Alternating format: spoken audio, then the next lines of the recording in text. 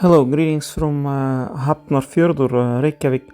I stopped here to film the volcanic eruption from a distance, and you see it where the finger pointer is pointing. That is the volcanic eruption seen from Reykjavik area, which is the closest to the volcanic eruption site in Grindavik, the neighborhood of Vellir. So it's barely visible. You can see some glow, but almost nothing.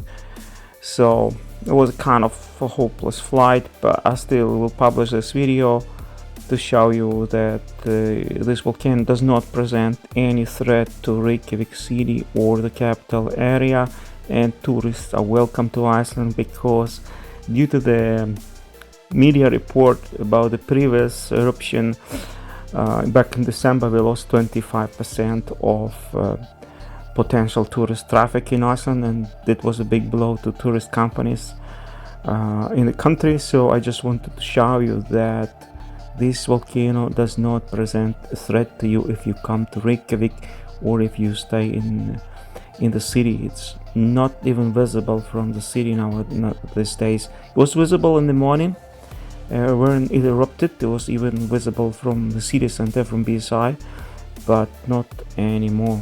But yeah, you can see the glow barely.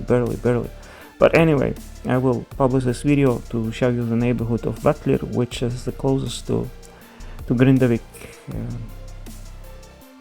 It belongs to the municipality of Hafnarfjordur, which is part of the capital area of larger Reykjavik.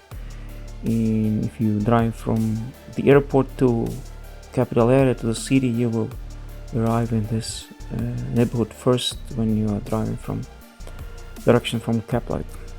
So this is how Iceland looks tonight.